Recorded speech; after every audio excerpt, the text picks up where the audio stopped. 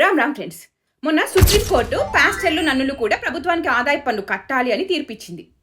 ఇన్ని రోజులు కట్టకుండా సేవ పేరుతో మతం మార్చుకుంటూ దొబ్బి తిన్నారు అని అంటే వీడియో చేస్తే నీ జీవితంలో సేవ చేశావా, తెరీసాని ఫ్రాడ్ అంటావా, పాస్టర్లను ఫ్రాడ్ అంటావా అని కొందరు గొర్రెలు కామెంట్స్లోకి వచ్చేశారు.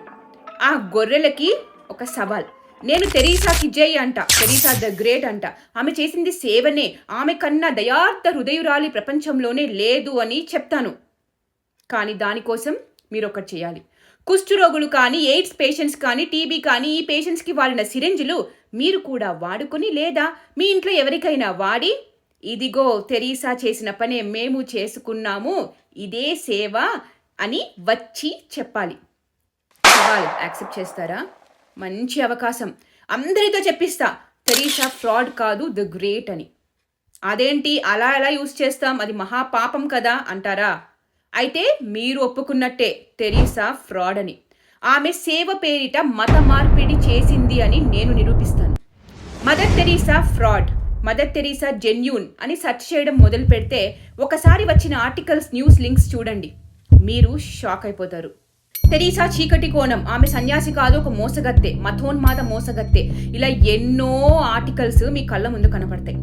1994లో ఒక డాక్యుమెంటరీ రిలీజ్ అయింది. దాని పేరు హెల్స్ ఏంజెల్, అంటే నరకానికి దేవత. క్రిస్టఫర్ హిచెన్స్ ఇంకా తారిక్ అలీ ఈ డాక్యుమెంటరీని రాశారు. వివిధ ప్రత్యక్ష సాక్షుల వాంగ్మూలాల ద్వారా తెలుసుకున్నది ఈ డాక్యుమెంటరీలో అలానే రాశారు. అండ్ ద మిషనరీ పొజిషన్ అనే పుస్తకంలో కూడా ఆ వాగ్మూలాలు అన్ని పొందుపరిచారు. మేరీ లొడాన్ మదర్ తెరీసా కట్టించిన హోమ్ ఫర్ డయింగ్ లో వాలంటీర్ల ఫ్రీగా సేవ చేద్దామని పనిచేసింది. ఆమె మొదటి రోజు చూసింది ఎప్పటికీ మర్చిపోలేను అని చెప్పింది. లోపల ఉన్న రోగులకి గుండ్లు కొట్టించి ఉంచేవాళ్ళని, కనీస సదుపాయాలు లేవని, క్యాన్సర్తో బాధపడుతున్న వాళ్ళకి కూడా కేవలం ఆస్పిరిన్ మాత్రమే ఇచ్చేవాళ్ళని చెప్పింది. ఎవరికి ఏ రోగం వచ్చినా ఒకే విధమైన tablet ఇచ్చేవాళ్ళంట. 2 rooms with 50 to 60 men in one, 50 to 60 women in another. They're dying. అది మాత్రమే కాదు, చికిత్స పొందుతున్న అనేక ఇతర రోగులకు వాడిన సూదులనే తిరిగి మళ్ళీ వేరే రోగులకి ఉపయోగించేదని, అంత నిర్లక్ష్యంగా ఉండేదని చెప్పారు. एक इंजेक्शन को बार बार इस्तेमाल किया जा रहा था. कई इंजेक्शंस को धार तक नहीं होती थी. ఆశ్చర్యకరంగా అప్పటికే రోగ నిరోధక శక్తి తక్కువగా ఉన్న హెచ్ఐవి ఎయిడ్స్ రోగులు ఉన్న ప్రదేశంలో కూడా ఇలానే సూదులు వాడేవారని చెప్పింది. తెరీసా ప్రకారం రోగులు అనుభవించే బాధ క్రైస్ట్ ఇచ్చిన బహుమతి. చేసిన తప్పులకి బాధలు పడాలి అని, అలా బాధ అనుభవిస్తేనే ఆ క్రైస్ట్ ని చేరుతారు అని నమ్మేది. కానీ ఆమెకి వచ్చిన రోగాలకి మాత్రం పెద్ద పెద్ద హాస్పిటల్స్ లో చికిత్స చేయించుకునేది.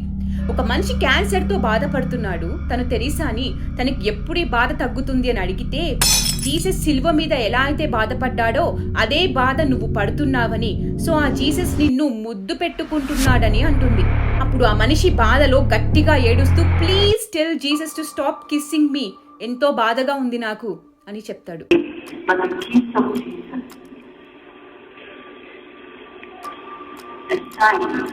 That you have come so close to Jesus on the cross that he can kiss you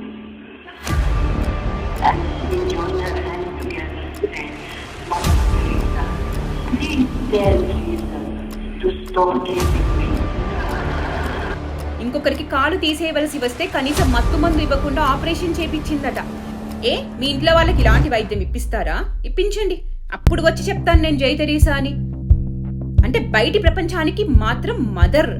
నిజంగా ఒక అమ్మ ఇలా ప్రవర్తిస్తుందా? ఇదేనా కరుణ ఆప్యాయతకి నిదర్శనం అంటే? ఇదేనా సేవ అంటే? మీరు అనుకోవచ్చు, అంతమందిని చూసుకోవాలి అంటే డబ్బులు కావాలి కదా, లేకపోతే ఏం చేస్తారు అని. తెరీసా మాత్రమే ప్రపంచ వ్యాప్తంగా ఉన్న వివిధ దాతల నుండి $30 మిలియన్ల పైగా నిధులను తీసుకువచ్చుకుంది. సో అన్ని పనులు సజావుగా సాగేందుకు కావలసినంత డబ్బు వచ్చింది. ప్రజలకి సేవ చేస్తా అని చెప్పి తెచ్చుకున్న ఫండ్స్ అవి. కానీ ప్రజల స్థితిగతులను మెరుగుపరిచేందుకు చిన్నపాటి ప్రయత్నాలు కూడా ఎందుకు చేయలేదు? స్వయంగా తెరీసానే చెప్పింది, వినండి. 1952 నుండి దాదాపు ఆ హోంలో 29,000 మంది చనిపోయారని, ఒక్కరు కూడా టికెట్ టు సెయింట్ పీటర్ తీసుకోకుండా చనిపోలేదు అని. బాప్తిజం ని టికెట్ టు సెయింట్ పీటర్ అని అంటామని, చనిపోయే మనిషిని మేము అడుగుతాము, నీకు ఆశీర్వాదం కావాలా, నువ్వు చేసిన పాపాలు అన్నీ క్షమించబడతాయి అని ఎవరు వద్దు అని మాత్రం అనలేదు. వెంటనే మొహం మీద తడిబట్ట వేసి బాప్తైజ్ చేసేవాళ్ళు అని చెప్పుకొచ్చింది. రోగులకి మతం మారిపోయిన సంగతి కూడా తెలియదు పాపం. has died without receiving a special ticket for St. Peter, we call it. Because St. Peter will not let them go in. So we call baptism ticket for St. Peter. We ask the person, do you want a blessing by which your sins will be forgiven and you will see God? And they have never refused. So 29,000 have died in that one house. But it's so beautiful to see the people die with so much joy. So beautiful to see people dying with so much joy అంట. అలా బాప్తిజం తీసుకొని చనిపోయిన వాళ్ళని చూస్తే చాలా ఆనందంగా ఉండేదట.